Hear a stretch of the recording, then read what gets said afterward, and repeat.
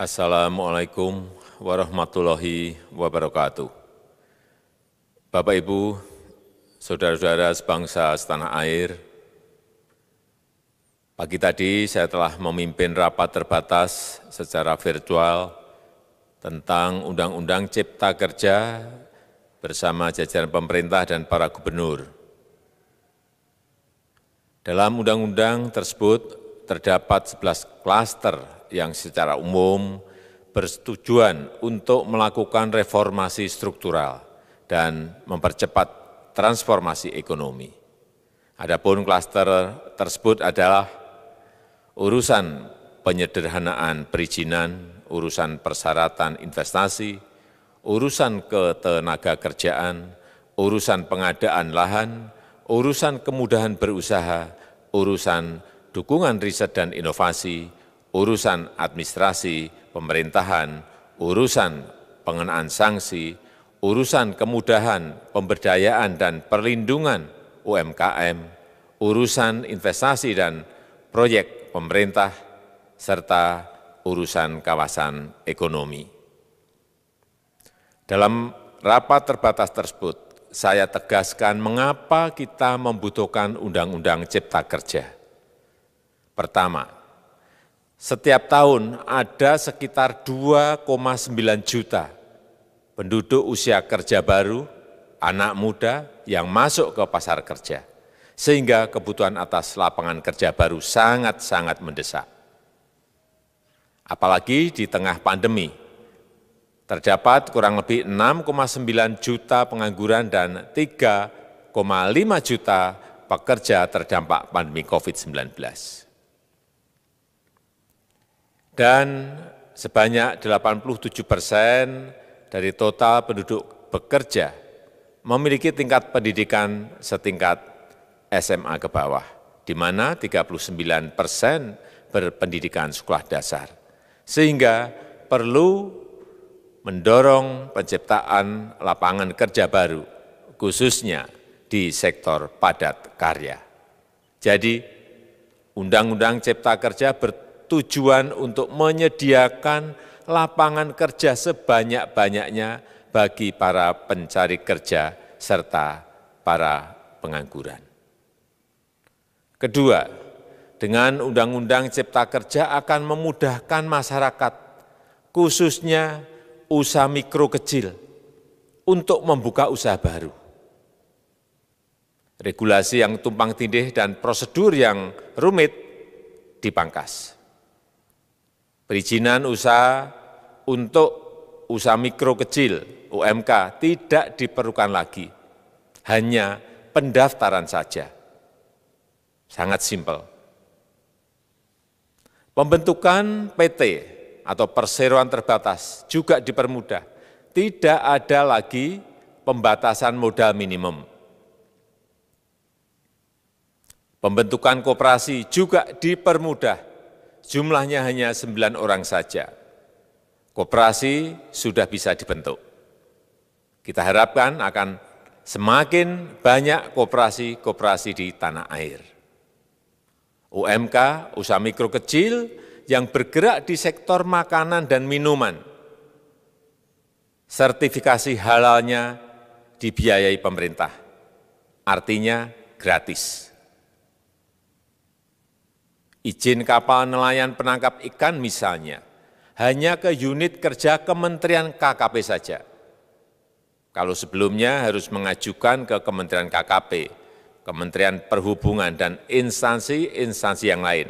Sekarang ini cukup dari unit di Kementerian KKP saja.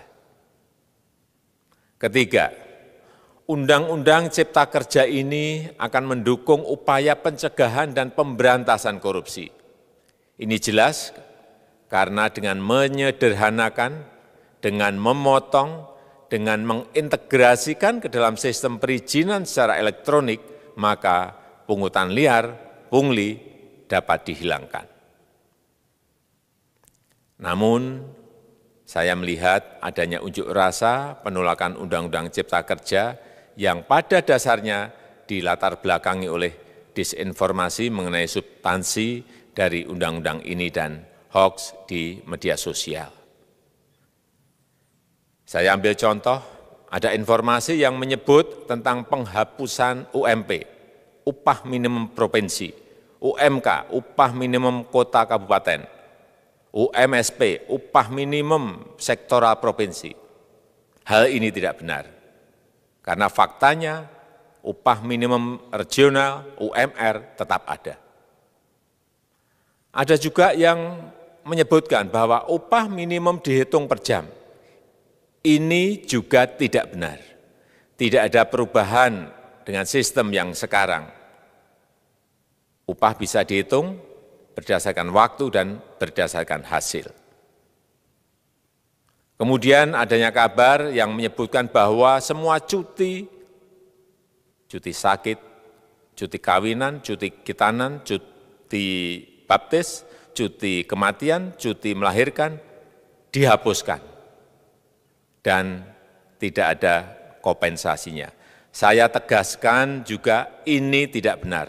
Hak cuti tetap ada dan dijamin. Kemudian apakah perusahaan bisa mem-PHK kapanpun secara sepihak? Ini juga tidak benar. Yang benar, perusahaan tidak bisa me-PHK secara sepihak.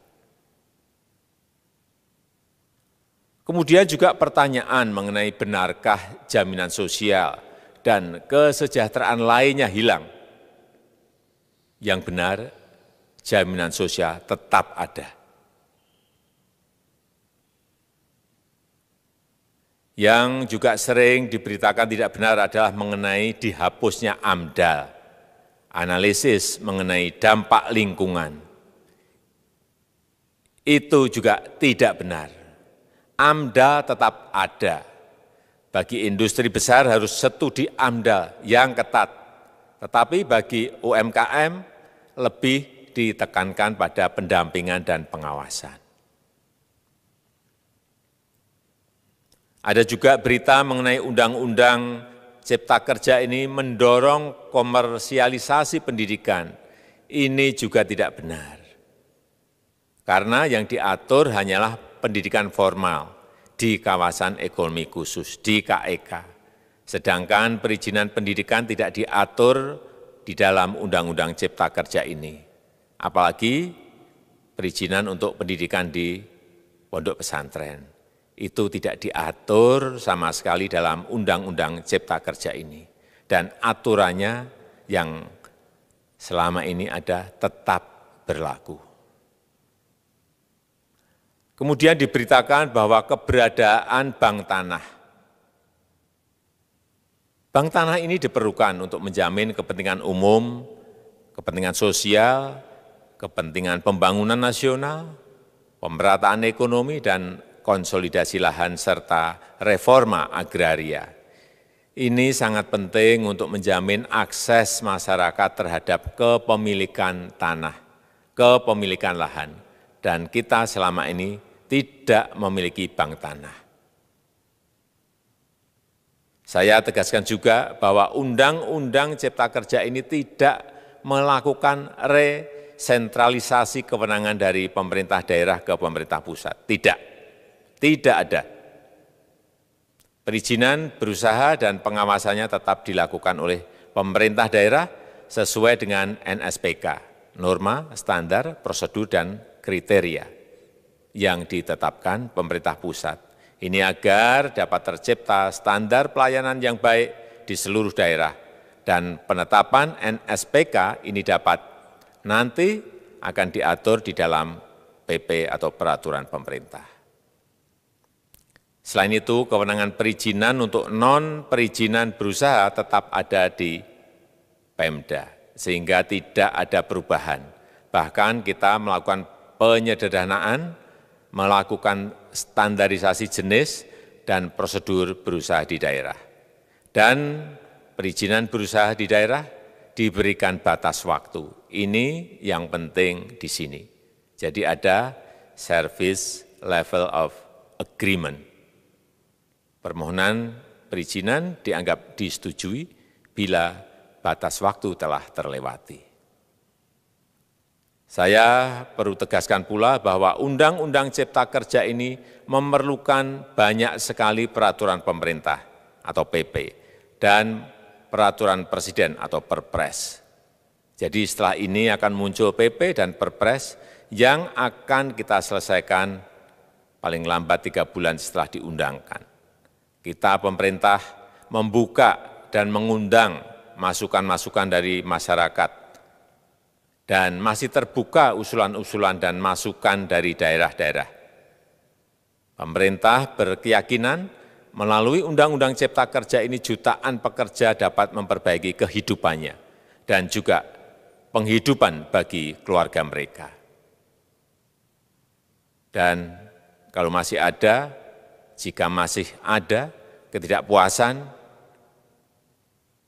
terhadap Undang-Undang Cipta Kerja ini, silahkan mengajukan uji materi atau judicial review melalui MK, Mahkamah Konstitusi. Sistem ketatanegaraan kita memang mengatakan seperti itu. Jadi, kalau masih ada yang tidak puas dan menolak, silahkan diajukan uji materi ke MK. Saya rasa itu yang bisa saya sampaikan pada kesempatan yang baik ini.